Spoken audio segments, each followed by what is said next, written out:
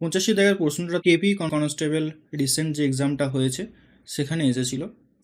এটা ম্যাক্সিমাম জন হয়তো করবে না, যারা শুধুমাত্র ডাব্লিউপি কনস্টেবলে এতদিন পর্যন্ত প্রিপারেশান নিত এবং সেই লেভেল অনুযায়ী যারা মানে যে সেই এক্সামের প্যাটার্ন অনুযায়ী যারা প্রিপারেশান নিয়েছে তাদের ক্ষেত্রে এই অঙ্কটা সম্পূর্ণ নতুন হতে পারে।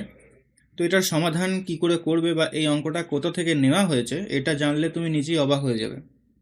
এই অঙ্কটা নেওয়া হয়েছে ক্লাস 9-এর বই থেকে নেওয়া হয়েছে, ঠিক আছে? তো এটার প্রমাণ আমি টেলিগ্রামে দিয়েছি, তুমি দেখে নেবে। তো এটার সমাধান আমি ক্লাসে করিয়েছি আমাদের পেড কোর্সে, তো সেটার সমাধানটাই আমরা দেখব, ঠিক আছে? তো দেখো, খুব সুন্দরভাবে সমাধান করা আছে। আমরা এখন আছি আমাদের যে অ্যাপ্লিকেশান আছে, সোপান একাডেমির ওয়েবসাইট আছে, সেই ওয়েবসাইটে রয়েছি। তুমি পেড কোর্সের এখানে ফাউন্ডেশন পুরো আমাদের নতুন ব্যাচ শুরু হয়েছে, এখানে সমস্ত কিছু তোমরা পেয়ে যাবে। অলরেডি আমাদের যত ওল্ড রেকর্ডেড ক্লাস আছে দিয়ে দেওয়া হয়েছে। তো ম্যাথসে গেলাম, অ্যাডভান্সের এটা ক্লাস, জিওমেট্রির ক্লাস, এটা জিওমেট্রি সমস্ত সুন্দরভাবে করা আছে। তো চলো আমরা এটার সমাধানটা দেখে নিচ্ছি, ঠিক আছে? বিসি বাহুর মধ্যবিন্দু ডি, এটা ই, এটা এফ। পিই ও ডিএফ এক্স বিন্দুতে এবং পিএফ ও ডিই ওয়াই বিন্দুতে। পিই ও ডিএফ, পিই ও ডিএফ এক্স বিন্দুতে, আর পিএফ ও ডিই, পিএফ পিএফ এটা, আর ডিই এটা ওয়াই বিন্দুতে ছেদ করে। তাহলে এক্স ওয়াই এর দৈর্ঘ্য কত, মানে এই লাইনটার দৈর্ঘ্য কত সেটা বের করতে বলেছে। এক্স ওয়াই সমান কত হবে? 1/2 বিসি, 1/4 বিসি, 1/3 বিসি, 1/8 বিসি। এই বিসি টোটাল বাহুটাকে আমি একটা মান ধরে নিচ্ছি, হ্যাঁ, বিসি বাহুটাকে এ ধরে নিচ্ছি। যদি এটা এ ধরি, তাহলে তোমরা যে ত্রিভুজটার কথা চিন্তা করবে সেটা হচ্ছে এইটা। এখানে একটা লাইন প্রথমে আমাদের টানতে হবে, এই লাইনটা ই আর বি আর ই কে প্রথমে টানতে হবে, ঠিক আছে? দেখো এখানে এফ আর ই এগুলো কিন্তু মধ্যবিন্দু বলেছিল, এর মধ্যবিন্দু ডি ই এফ। এটা যদি মধ্যবিন্দু হয় তাহলে তোমাকে যদি জিজ্ঞাসা করি ই আর এফ, ই এফ বা এফ ই এর দৈর্ঘ্য কত হবে? বিসি যদি আমি জানি এ, তাহলে এটা কত হবে বলো তো? অর্ধেক হয়ে যাবে। দেখো সব ভুলে যাও তুমি, শুধুমাত্র এই ত্রিভুজটা আর এইটা দেখো, তাহলে মধ্যবিন্দু, তাহলে এটা কি হয়ে যাচ্ছে? হাফ অফ এ বলতে পারি না? তো এটা লিখলাম আমি হাফ অফ এ, এটা হাফ অফ এ হলো। এটা যদি হাফ অফ এ হয়, এরপর তুমি যেটা লক্ষ্য রাখবে সেটা হচ্ছে এই ত্রিভুজটা দিয়ে।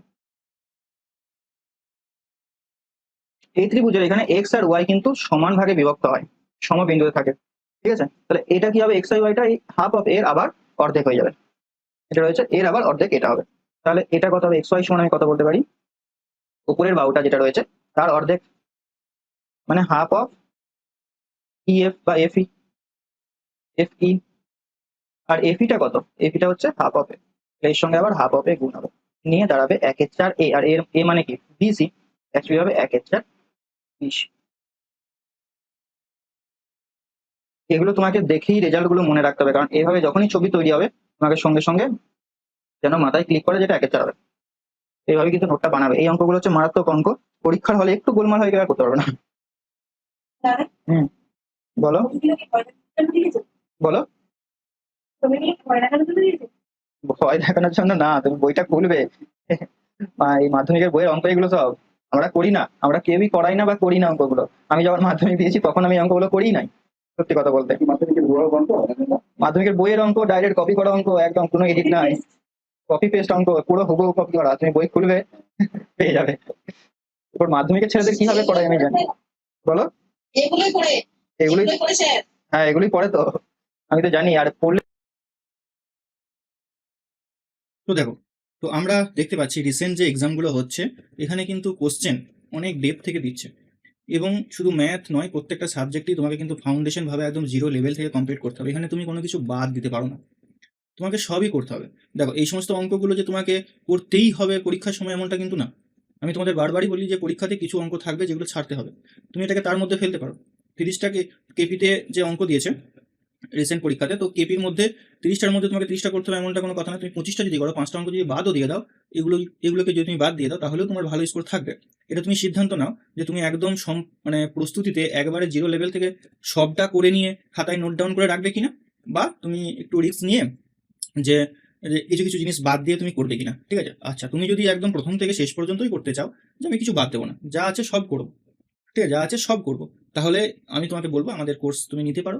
সেখানে যা প্রশ্ন তোমরা দেখছো এখনো পর্যন্ত, ঠিক আছে, আমাদের কোর্সটা যদি তুমি সম্পূর্ণ করো প্রথম থেকে শেষ পর্যন্ত, আমি তোমাকে গ্যারান্টি দিচ্ছি কোনো অঙ্ক তোমার আটকাবে না, কোনো অঙ্ক তোমার আটকাবে না। এরপরেও আমি তোমাকে বলছি যে এমনটা নয় যে তোমাকে এই অঙ্কগুলো করতেই হবে, কারণ এগুলো একটু হায়ার স্ট্যান্ডার্ড বলা যেতে পারে, ঠিক আছে? কিছু কিছু রেজাল্ট তোমাকে মুখস্থ রাখলে ঠিক আছে।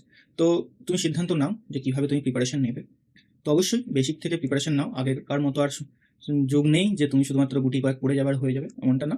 তোমার কিন্তু খুব সিস্টেমেটিক ওয়েতে প্রিপারেশনটা নিতে হবে, ঠিক আছে?